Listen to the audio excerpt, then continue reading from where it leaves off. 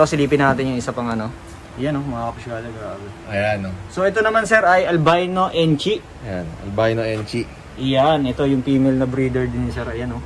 Ito sir, ilang months na to sir? Or may Dalawang taon na siya. Dalawang taon. Medyo picky eater lang siya, kaya siguro nasa 1.2 kilos pa lang siya. 1.2. So, inahabol natin siya for the season.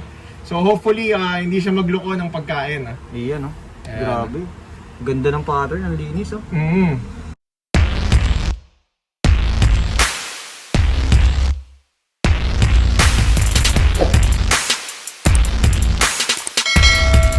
So ayan guys, no, matapos tayo dito sa mga price ng mga hatchling nila. Ayan, bibisita naman na tayo dito sa rack na to. So nakikita nyo, dalawang rack yan. Tapos dito, ito sa rack na to, andi dito lahat yung mga male breeder niya. And then dito naman yung mga female na breeder ng mga ball python. So sir, ano ba yung mga possible na pwede natin makita dito sa mga binato, sa mga breeder mo? Ito ang isa sa mga inaabangan kong project. Ano na siya? So, 2 years kasi kami na nagpalaki sa kanya. Yun. Ayan, kung makikita nyo, talagang medyo chunky. Banana yun sir? Yes, banana het clown. Banana het Na clown. female, ayan. So, Sir, etong ganitong size sir, tumitimbang na to ng mga ilang kilo na to? siguro ang tansya ko Mga dito, tansya niya. mga 2 kilo na to. 2 kilo na? Oo. Ito. Tansya ko dyan, mga 2 Ito kilo guys. na. Mukha lang maliit to pero pag sa actual ayan. Tingnan Oo. nyo. Tingnan nyo yung katawan no. Grabe. Ayan. So, ano tayo, ina-anticipate natin dito yung clown na gene. So, sa 2 taon, sana makapaglabas tayo ng banana clown. Iyon, Ayan. grabe. Oh. Sa pattern pa lang, busog na busog ka no. Oo. Banana eh. Iyon. Sige sir, silipin pa natin yung mga ibang klase pa ng mga breeder na female dito. Oh, iba pala feeling pag ikaw ini-interview, Iyon. no? Actually, si sir, ako nanonood lang ako sa podcast ni sir eh, pero di ko rin inaasahan na may interview ko kayo ng actual eh. So, ito naman is may history itong breeder na ito. Nawala siya ng 6 na buwan. Oh. Ayan, so sa... 6 months to nawala sir. Oo, hatchling pa siya nung nawala. Pag ano namin, medyo may bigat na siya. Grabe to. Ayan, so sa kabilang barangay na siya nakita at buti hindi siya pinatay. Ayan. So nakapagpaitlog na to. Ayan. Anong morph na ito sir? Savannah, Savannah. Cinnamon and Mojave. Cinnamon tsaka Mojave ang mga combination. Oo. Siya yung nanay nung GHI Mojave kanina. Iyon, no? Ayan. Grabe. Oh. Ito sir, mga tansya nyo, mga ilang kilo na to sir? Eto, magaan lang to. Siguro nasa 1.5 kilo lang to. Okay, yun no? Ayan. So, ang breeding weight po nila is nasa 1.5 kilos dapat, minimum. 1.5 minimum Oo, sa mga babae. sa mga babae. So guys, dito naman, check natin yung mga male na breeder naman nila Sir Rap. Ayan, so Ayan, medyo may pre-shed tayo ng konti. Ito yung mga pre-shed ni Sir. That's a black pastel, double het albino pied. Grabe naman yung pattern nito. So, Ayan, no? Pre-shed na, magbi-pre-shed na to Sir, no? oo, bali project natin dyan is a black pastel pied. In the future, makakagawa tayo ng black and white na ahas. Yun, grabe. Ayan. So, sana matupad natin in 2 years. Ito Sir, mga ilang taon na to Sir? Yearling pa lang siya. Yearling pa lang? Oo, yearling. So, ang weight ng lalaki para i-breed mo is dapat nasa at least 700 grams. Yearling, bago mo isa lang sa babae. Yun. Ayan. So ito guys, no, isang paalala lang ulit. So sa mga beginner na kagaya ko, so marami naman din nagpapaalala sa atin na ito pwede nyong gawing pets, pero syempre expect nyo na rin hanggat maaari mga kapiskada yung instinct ng ahas. So may mga chances kasi na talaga mag-strike mode dyan, pero ang importante, tamang impormasyon before kayo bumili, hindi lang yung basta gusto nyo or bili lang kayo na kung saan dyan, tas alagaan nyo lang. So kailangan din na masusing impormasyon yan at knowledge before kayo mag-alaga. So gaya nito, habang kinukuha ko yan, ayan, naka-strike mode dyan. So medyo didistansya tayo dahil syempre, alam natin yung mga ganyang ano ng ahas. Yan. So hindi kasi lahat ng ball python, gaya nung sa atin, no, literal na okay, pero may chances na kasi na pwede talagang mag-strike yung ganitong ahas. Ayan. So ito sir, bali ito anong morph to sir? Cinnamon GHI. Yun, Cinnamon GHI. Ayan, no. Bali ito sir, ilang taon na po ito sa inyo? Yearling din siya. So palabas na rin namin siya at sinusubukan na namin siyang i-breed ngayon. Sana makabuo kami ng all black na stick naman. All black? Oo, yung all ganito na mga morph. Ayan, no? So ayan, wag na natin tangkain pag nakaganyan yan guys kasi alam na natin yung kasunod. So check pa natin yung mga ibang klase ng breeder male ni sir, no? Ayan. Ayan, ito isa to sa mga naunang ahas dito sa facility. Ayan, so snake to ni Mrs. Ayan. Mystic Potion. Oo, Mystic Potion. Ito Grabe ay naman to. kombinasyon naman ng Mystic tsaka ng Mojave. Grabe naman yan, Ayan, guys. so- Tingnan nyo. So alam ko marami sa inyo mga hindi makaka-relate dahil alam natin na iilan pa lang din yung mga mahihilig sa ganitong pag-aalaga ng gaya ng mga stick na ganito. Ganito kagandang kulay, parang pwede mo na itabi sa higaan eh. Pwede. Ayan oh. Pero tingnan nyo, ang linis ng pattern, tsaka Ito, katulad grabe. nito, sobrang bait nito. Never pa yan nag-strike. Ayan oh. Ayan, so Tsaka- kahit hawakan mo yan dito sa ulo. Ayan oh guys oh. So grabe talaga. Ayan, dati may experience din tayo na medyo takot din tayo sa ahas. Pero since nga yun yan, nakakahawak-hawak na tayo. So medyo nalilesen. Isa na rin yung advantage kapag once na may mga idea na kayo na napupulot. Eto, gaya nito sa mga pagbisita natin sa mga farm and sa mga breeder. So marami tayong natututunan. Ito naman sir ay Piebald, ayan. So, isa siyang recessive na gene. So, bago ka makapagpalabas nito is it takes time. Kung kung hindi visual to visual lang gagamitin mo. before kayo mag-alaga at yung magpo-provide kayo ng mga ganitong rack na kagaya niyan sa nakikita nyo guys. So make sure lang syempre yung secure ayan ng kada bin kasi may chances talaga kung hindi ganun kaganda yung or quality yung gagawin yung bin is may chance yan na mag-escape. So importante at syempre yung mga enclosure na gagawin nyo, make sure na may mga ventilation na gaya nito. Yan, para din syempre yung hangin dun sa loob ng mga ball python nyo is mag-circulate din sila.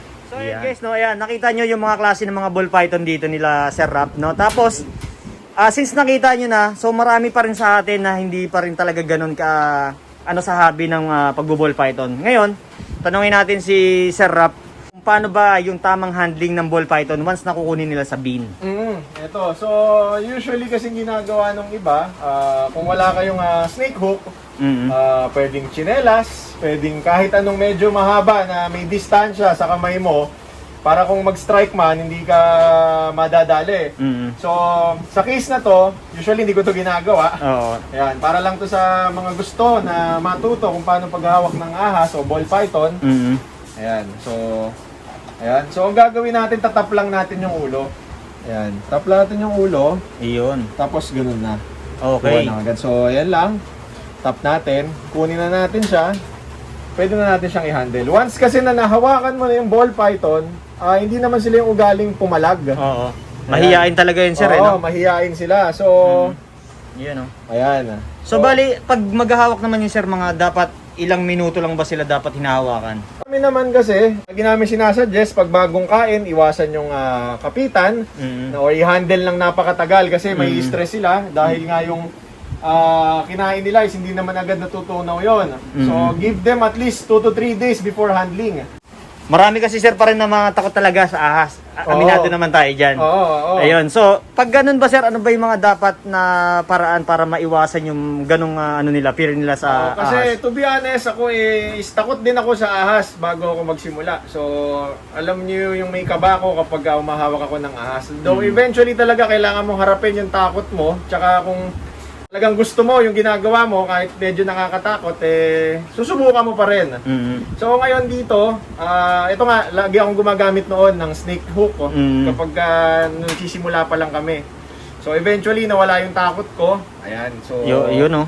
ayan. So paalala lang ulit guys, so ito ginagawa ng mga eksperto yan at hindi lang basta sila kasi sanay na sila. So pinapakita lang natin dito as a demo kung paano yung proper handling once na lalo na gaya natin, newbie pa lang din.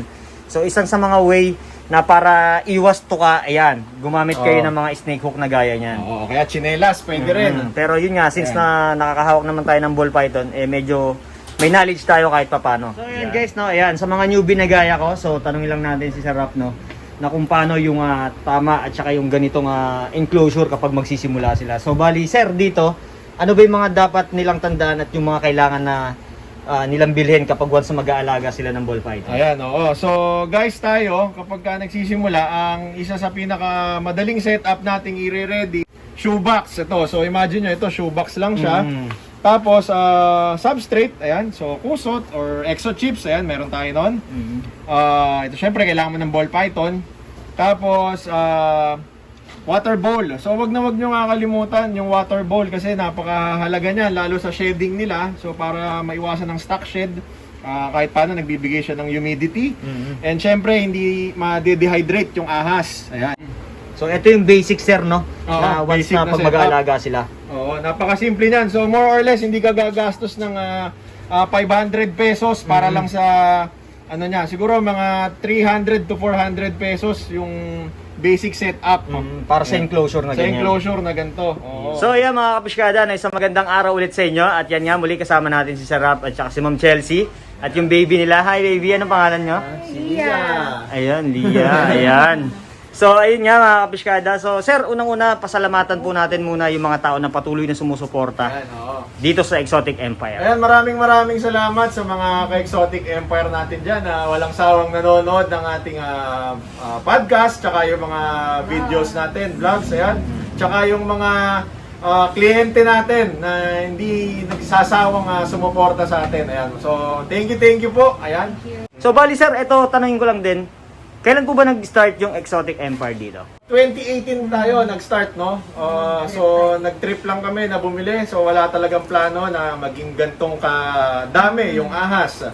Guys, ito lang laging tip ko. Magsimula kayo ng small. Yan. Start small, dream big. Ganyan lagi namin ang binibigay kong tip. Kasi, dyan lang din kami nagsimula. So, pangit lagi kung isipin mo, gusto mo malaki ka agad. Kasi, ayun yung minsan na dahilan din ng pagbagsak mo bigla. Kasi nagsimula ka ng sobrang taas eh. So, kailangan dapat lagi, sa baba ka lang muna. Iyon. One step, lagi, wag laging 5 step, 10 step, laging one step at a time lang. Iyon. Marami sa atin pa rin yung mga newbie at iilan pa lang din yung mga nag-aalaga sa atin ng mga exotic na kagaya nito, yung mga snakes. So, tips and advice lang sir sa mga gusto magsimula at nagpaplano para mabawasan or yun nga, malesen yung fear nila pagdating sa mga ahas. Ayan, oo. So, ang unang-unang tip ko, lalo sa mga newbie, tapos may kasamang mga takot na tao sa ahas, sa bahay, so magpaalam muna tayo. Ayan, ang pinaka number 1. So, hindi tayo dapat kukuha ng alaga na tingin mong pwedeng maging cause ng pag-aaway nyo sa bahay. So, lagi nyo tatandaan, yung suporta ng pamilya mo sa hobby mo, yun ang number 1. So, pangalawa is dapat ready ka sa responsibilidad. So, yung mga pangangailangan, so pagkain, kulungan, dapat maibibigay mo ng continuous sa mga magiging alaga mo. So, ayan yung mga nakikita ko na pwede kong ibigay na tip doon sa mga gustong magsimula. At yung takot naman, kung talagang gusto mo yung ginagawa mo, kahit takot ka, mawawala yan katagalan. Ayan. So, yun po ang mga ibibigay ko. Yun. So, gaya ng sinasabi ko at pinapaliwanag ko sa inyo mga kapiskada, sapat na kaalaman at informasyon before kayo mag-alaga dahil hindi rin biro. Siyempre, unang-una yung gastos, yung oras, yung effort nyo pagdating dyan. So, nangangailangan talaga yan ng sapat na kakayanan, no? Hindi lang basta sabihin natin na gusto nyo lang mag-alaga. So, ayun. So, search mo muna tayo. Tama. Pwede naman sa Google. And magtanong din tayo sa kagaya nila. Ito, kina Sir Rap, okay naman, open. mga experts. So, sir, dito sa facility nyo, sir, sa ngayon, sir, hindi pa talaga kayo tumatanggap ng mga visitors nyo, no? Yung walk-in, hindi talaga. Oo, hindi muna. So, talagang by schedule tayo. Open tayo sa mga vlogger na tulad mo, sir. Open din tayo sa mga may transaksyon o doon sa mga nagpa-reserve, kumuha o bibili ng ahas. Ayan, so iiwas muna kami sa mga tambay muna. Ayan, Iyon. so willing naman kami nga mag-share ng ideas, ng mga tips. Chat nyo na lang kami sa Facebook page. Ayan, Iyon. online tayo. Pero kung iwas muna tayo sa gala. Ayan, kasi may baby din kami dito. Oo, yun. Ayan po yung number 1 na iniiwasan namin. So, yun guys, no, dito pag pumunta kayo sa facility nila, halos kumpleto na rin din dito. Basta mag-inquire lang kayo doon sa page nila. So, bali sir, i-promote na rin po natin ang inyong page. Oo, paki-like, share nyo na rin yung page namin, Facebook, Exotic Empire. Ayan, tapos meron din kami YouTube channel na Exotic Empire TV. Ayan, so hopefully makapag-upload na ng bagong video. And meron din kaming Instagram, Exotic Empire TV. Napakadami pong post nun, parang 5. Ayan, so TikTok namin, meron din kami, Exotic Empire TV. So makikita nyo sumasayaw yung mga ahas doon. Iyon. So, yun, mga kapiskada. Ayan. Iyon. So, maraming salamat sir uli at pinanulakan nyo yung aking imbitasyon na makabisita sa inyong farm. At kay Ma'am Chelsea. Thank you. So, ayan. Maraming salamat po at hopefully makabisita tayo uli soon dito. Welcome. So, i-update pa rin natin yung farm ni sir, no? So, maraming salamat sir.